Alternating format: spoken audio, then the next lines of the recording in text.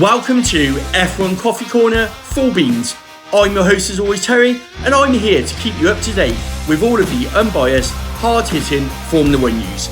So grab your favourite mug of coffee, sit down, strap in and get yourself comfortable to join in the conversation.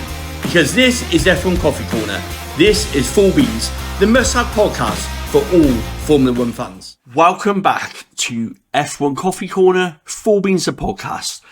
It's been an absolute age, hasn't it? And we're going to get into that a bit more because there's been a reason for my absence and I can only apologise, but it has been absolutely manic trying to juggle everything and being able to record podcasts as well. So my apologies for that, but we're back on track and we're back on track in the studio as well. So welcome to the latest episode of Full Beans the podcast.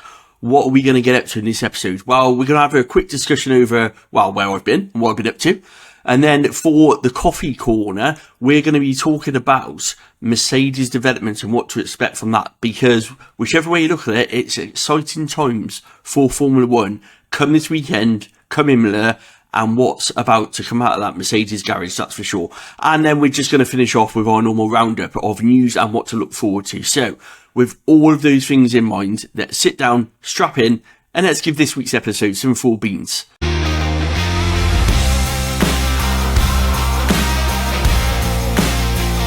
So, welcome back. It's been a while, hasn't it? It's been a few weeks. It's been longer than the spring break, but there's been a reason for my absence, and there's some genuine reasons. First and foremost, there's been some things going on family-wise that we've had to deal with in terms of children's education and prioritising them and therapy sessions for Jensen and all these other things that come as part of just everyday life. But in terms of Formula 1, because that's what you're all here to listen to, let's be honest about it, not what goes on in my house. In terms of Formula 1, what have we been up to? Well, actually, we've been up to loads. For all of you eagle-eyed TikTok followers, you would have seen the journey that the past few weeks have been on, and it's been a bit of a whistle-stop, a bit of a whirlwind, I'm not going to lie. We've had a tour of the Mercedes factory, which unfortunately I can't go into that much detail about, but was pretty amazing, let me tell you that much. We've also had the Miami rooftop experience at Silverstone Hotel, with the watch along there, which was just a phenomenal experience. It was just really great to meet up with some people for the first time. It was really great to watch Formula 1 from the top of the hotel in Silverstone, and obviously stay overnight at the track was just also another bucket list item ticked off, not only for me, but certainly for my dad as well. He thoroughly enjoyed it. So yeah, and then of course we had filming the podcast that goes alongside that, and yeah, just get back to normality really. So that's what I've been up to. Now, in terms of expressing news, I haven't got that much. There's some Chinese whispers going around, which I think is right that we touch on for the expressing news. And we're going to start off with Alpine. Now, Alpine look like they're a team in trouble at the moment because there's a lot of bad news coming out of Alpine. Now, starting off with Otmar himself, a lot of talk of Alpine looking for a replacement for Otmar. They're not happy with where he's performing currently at the moment. The official line is they are, but unofficially, there's been all of this stuff coming out about actually they're looking at a replacement with Eric Boullier, who's currently in charge of the French Grand Prix committee, which bear in mind there is the French Grand Prix at the moment, replacing him obviously formerly of McLaren.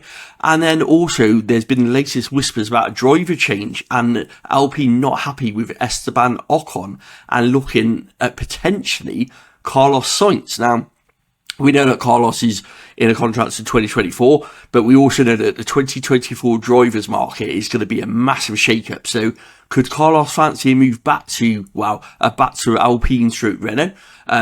Could Renault be about to part ways with Esteban Ocon, who they thought would be a team leader since Fernando left?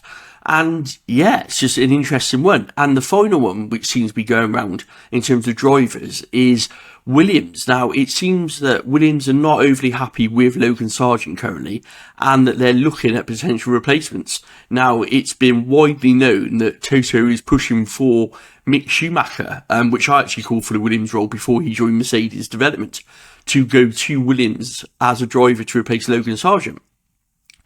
Yeah, how much truth is in that, I don't know. It's a story that's only just seems to have broken. I would say it's a viable one, if I'm honest. The commercial power of the Schumacher name at Williams Toto and James Vowles in terms of their friendship and where they stand. Mercedes being an engine supplier for Williams. Lots and lots of factors points out, which is actually one of the factors I thought that he would have gone there in the first place. But that's the latest rumour mill in terms of driver moves. Now, the final one that I've got is around engine supplies, and it seems like Aston Martin are in advanced talks with Honda for Honda to be their 2026 engine supplier. Now, as we know, Honda, once the Red Bull deal ends, actually haven't got a team to provide an engine for. We know they've expressed an interest. We know that they're working and developing an engine, but as it stands, they have no partner to go in with. So, yeah, it seems like Aston Martin is looking like a destination for Honda, who fancy potentially a break from the Mercedes engine. So, again, really interested to see how that one pans out. I'm not sure how much of these are just dropping names in there, maybe making news out there. They seem to be, not gathering much momentum, but at the same day, it's coming up to the summer break. I was confusion over whether or not he was out in Venice for a wedding. Well, we know he's in Venice for a wedding, but did he visit the AlphaTauri factory? It seems like the jungle drums are certainly beating in the Formula 1 paddock at the moment. So as soon as we got some concrete news, we'll certainly give it your way. But let's get on to the coffee chat. Let's get on to the real nitty gritty, and that is the W14B, we're going to call it, because that's what Mercedes is calling it, a B-spec car, and Imola. So let me take a swig of coffee as we sit in for the coffee chat and the W14. And this one's for you, Mercedes fans. So, Mercedes development, the long-awaited B-spec concept change, whatever we're calling it, car is here. Now, one thing we do know, it will be called the W14. And there's a very simple, pretty much legal reason for this, and that's because it's keeping the same chassis as what rolled out at the pit in Bahrain. So that's why it's going to be called the W14, because the chassis is the W14. So that's why there's no name change to the car. So it will be a B-spec. But it will be the existing chassis of the car, because Mercedes haven't got the financial budget to develop a new one for this season. So that will come next year with the W15. So the chassis itself is going to be exactly the same as it is. So in terms of, moving the driver forward and all the other bits we've been talking about that could potentially help Mercedes, not entirely sure if they're going to be able to manage that with the existing cockpit they got, but we wait to be seen. So, Mercedes development, and what can we expect? Because it's what's on everybody's lips. And even if you're a fan of a rival team, everybody's talking about this car and what's coming. I've been talking about it for weeks. I've been talking about what can we expect from it? And this is what we know. So what we know is Mercedes would have a new bodywork package, which is side pods. Yeah, they're coming. They're on their way. It will also have a new front suspension. It will also have a brand new floor. And there's also pretty much guaranteed talk of a new front wing and a new rear wing, because the old ones don't work with the new format. So pretty much 3/4 of this Mercedes is going to be new. Yeah, 3/4. You heard me right. Now, everyone out there is going to be literally going, cost cap, cost cap, cost cap. How have they done it? Yeah, it's impossible. It's not. Mercedes knew they had a problem, and this is where we've got to delve all the way back now. So you have to bear with me on this one as we talk Mercedes development. So what you've got to remember is Mercedes, when they come out in Bahrain, they realised they had a problem with the W14. They realised that they had limitations. Now, they'd made progress from the W13, but they haven't made enough. There wasn't enough in the W14 to get them to win in a championship. So they realised that the limitation was a top 3 car, and they knew that they had to change something. But in order to change it, you've got to throw money at it and change it completely. And they had no time. They're in pre-season testing, stroke Bahrain, the first Grand Prix. They're out of time for it. So what they've done is they've literally ramped up the development on this B-spec concept, knowing that Imola is the target, and they've used the first 5 races as a holding on mechanism to literally just get as many points as they can with the current W14 before the upgrades arrive. So literally holding on and kind of just making the best of the situation. So very little upgrades, or what upgrades have come have been very cost effective, normally around recycling reused parts rather than actually new development. And all of the new development has gone into these new parts. Now, what are we expecting from this? Because there's a lot of fan expectation, and this is where we've got to be really careful how we manage it. But the fan expectation is that we're going to come out, Imola, out of the pit lane on Saturday for qualifying, like it did with the W11 in Austria, I think it was, where it come out and blew everything away. It's not going to happen. There's actually talk that this Mercedes is pretty much similar to the current level of the W14. Now, everyone's probably sat there going, so why on earth is it coming to the track? You know, what on earth is going on? The reason is pure and simple. The development scope in this new concept is much wider than the current W14. The direction they can go in, the limitations is a lot less. They can develop this in a way that's better, more traditional with the other 9 teams on the grid, and also it will give them a platform to go on. Now, when we mean a platform, the W13 on paper and in the wind tunnel was actually a really strong performing car. It gave them what they need to know in terms of wind tunnel performance. What happened was, when it went out on track, it behaved completely different. And with that in mind, they had to then go back and change that. And when they figured out all the stuff that was wrong and all the stuff that it needed, they realised that actually it wasn't the right development route to take. Now, this is where it gets a bit murky. So there's either a bit of arrogance, a bit of we know better, a bit of don't want to hold your hands up, or a bit of we're out of time. Either way, they ran out of options for the W13. However, they were already focusing on the W14. So should they stop development? Debatable, really. Brazil gave them a false promise. You know, George performing well in the sprint race and then in the Grand Prix itself. Lewis obviously recovering well in Brazil. It kind of created a false dawn that there was more potential in the W13 than what there actually was. And therefore you ended up with this pathway to the W14. Ultimately, it was the wrong path and they got it wrong. And for them to stand up and admit it is pretty big. It's a pretty big move from the team, because either way, when they roll out with side pods on that car, everybody's going to be saying they got it wrong. But do you know what? You've got to be, I don't know what's the word. Sometimes you got to take a gamble, haven't you? And for Mercedes, it didn't pay off. And ultimately, they paid the price for that. But they are getting back in the game. So what can we expect? Because like I said, the performance isn't going to be that big. It's not going to be that instant.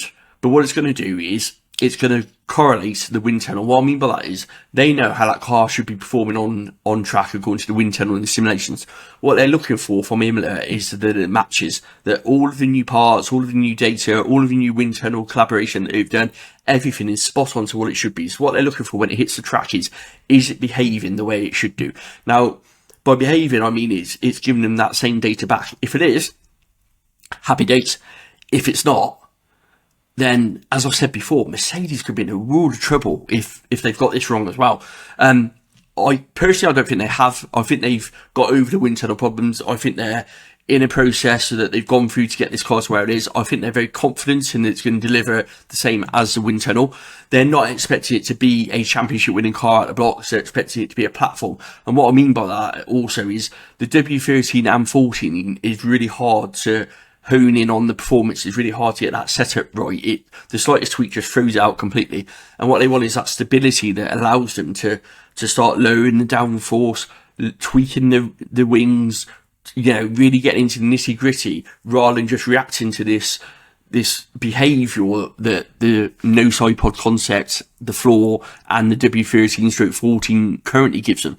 So allowing them to be more proactive rather than reactive, which is what they've been doing. They've been reacting all the time to everything. They've been reacting all the time to the car and all the parts and what it does, rather than being on the front foot and bringing development based on performance. They've been bringing development based on just countering issues, which has been their downfall ultimately for last season and the first few races in this season. But by bringing this correlation, by bringing this new package, what they're hoping for is it gives them the data so that they can then go, right, we got the base platform, now we can go full steam with development. And what you got to remember is, there's still a lot of points up for grabs. There's still second place up for grabs. They're not that far behind Aston Martin. Realistically, will Mercedes get a championship winning car in the second half of the season? No, I think they get a steady development on that car. I think they want to close the gap to Red Bull ready for next season, because ultimately Red Bull's development is going to get hit. And the cost cap hasn't hit Red Bull yet. Yeah, so they're going to get to the nitty gritty of it, and ultimately what's going to happen is they've lost that development time for the second half of the season. And what that's going to do, that's going to put a lot of pressure on what they can bring for next season, because you normally turn your development into next season's car around the sort of summer break time. And what Red Bull are going to have to do is they're going to have to literally sort of go, how much do we pump into that, knowing we've got a limited wind tunnel time? So that might just allow the rest of the field to catch up to them. But ultimately, back to Mercedes, they want to start going after Aston Martin. They're going to want to beat Aston Martin. They're not going to like a customer team being ahead of them. And I'm pretty sure that their sole purpose of the second part of the season, well, it's not really a second part, is it, really 5 races in, but the whole purpose of this upgrade is to bring them closer to Aston Martin first, and then to close the gap to Red Bull. They want to be the second best team going in towards the final end of the season, but starting to compete with Red Bull at certain tracks. So starting to really hone in on what this car can do, hone in on this development package, hone in on this concept change, and really start to get to grips with what they can start delivering, and getting some, I suppose, getting some good feeling back in the team and the fans, getting some podium, some actual race wins, rather than, the odd couple of wins where it's been a sprint weekend or circumstances or all those other things that have played a part. They want to be winning on merit, and to do that, they need to change this car to what they've got now. So what I will say on that is, hold on, Mercedes fans. It's going to be a long slog. It's going to be hard. It's going to be a really sort of sprint to the finish in terms of the second half of the season, I think. Development wise, what are the other cars doing? So Williams have already said they're going to switch development into their new car very quick. James Vowles wants to do that. Ferrari are looking a bit like no man's land, really. They're looking like a team who, they don't bring development very often anyway. They bring these big upgrades normally because of the politics, and Maranello take it so long to get to the track. So they're waiting for an upgrade to arrive for them. McLaren have got their new floor, which is introduced in Baku, and they're still saying that their wind tunnel, a bit like Mercedes, caused them problems. Really interesting, that is. And what's really interesting is the wind tunnel didn't cause Aston Martin problems, and yet Aston Martin used the same wind tunnel as Mercedes. So read into that one what you will in terms of wind tunnel correlation. McLaren needs a big performance soon. They've got their new floor in Baku. They're hoping that helps them and kicks them on. The early results haven't been that great with Miami, but fingers crossed they can do better with that. AlphaTauri have a new floor coming to Imola, which they're hoping is going to solve lots of their problems. Certainly, Nick De Vries needs it. Yuki's been performing pretty well, to be honest, just outside the points. But AlphaTauri will be hoping that a new floor. Alfa Romeo, we've talked about these being in transition. We're not hearing much around upgrades. We're not hearing much around the team. They're treading water this season, and I don't expect them to bring much upgrades, if I'm honest. Alfa Romeo are pulling out. The technical team are pulling out. So, it'd be really interesting to see what they do second half of the season. Let's be honest about it. You haven't covered Alpine. Now, Alpine are a team who have brought a lot of upgrades and started to show some performance increase in Miami. So they'd be hoping to kick on from that. They'd be really disappointed with where they are this season, and they'd be really disappointed that Aston Martin got such a big jump on them. And that's probably where a lot of the pressure's coming from, to be honest, in terms of, all the news coming out, like I referred to earlier, all the things coming out. I think Alpine needs some good results. They probably need to sneak a couple of podiums as well, for Otmar's sake and for the team's sake, if they're going to stop anything from happening. But Alpine needs some return on investment for having Gasly and Ocon, and lots of upgrades to the car, that's for sure. Who else haven't we covered? Aston Martin, they've been slowly bringing upgrades. They introduced a new rear wing with DRS in Miami, which they're saying got them very like-minded to Red Bull in terms of performance gains, so it'll be interesting to see where that one goes. And there's also talk that Mercedes have got that same rear wing design coming, but not yet as well. So again, that's going to be worth looking out for. That might be the big step that we're talking about from Mercedes when that one comes in. Red Bull, like I said, they introduced a new floor in Baku, if I remember rightly. So they've made some changes to the floor edges. They've made some changes to the car, very subtle changes. But then when you're winning by such a margin, you don't need to introduce it a lot, do you? And I think that's it for the teams. I bet I've missed one. Haas. I need everyone in there. I missed somewhere. Haas, again, not much talk of upgrades. There's talk of a new floor coming, but in terms of big upgrades, they seem to be quite dependent on Ferrari's upgrades, which is probably their Achilles heel, actually, by buying so many parts from them. But Haas look like they're starting to get in amongst it a bit. But again, with that Ferrari engine, who knows? It's not looking the best this season, is it? The Ferrari engine. Now, in terms of engines, we know there's an engine freeze on. There hasn't been that many reliability problems. So yeah, that's it for really your coffee chat development update, I suppose we should call that one, shouldn't we? So let me know what you think about that one when this comes out, in terms of, the comments. We see from Imola how right we are with the W14 and the upgrades coming. Like I say, I expect it to be closer to Aston Martin. I don't expect it to be closer straight away, and I don't expect it to close the gap on Red Bull, who I'm still predicting will be top in Imola. Now,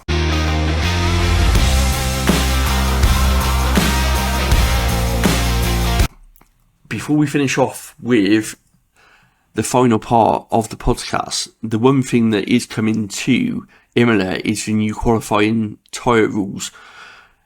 Yes, we have had wrong. In Q1, you've got to run the hard tyres. In Q2, you've got to run the medium tyres. And in Q3, for the shootout, you've got to run the soft tyres. And this is purely designed around Pirelli delivering less sets to the teams in terms of economical benefits, nothing else.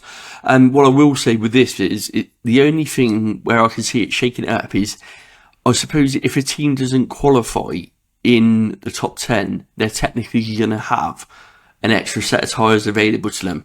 But the way these tyres have been lasting, you can seem to drive all night on them. They seem to be just going on forever and ever and ever.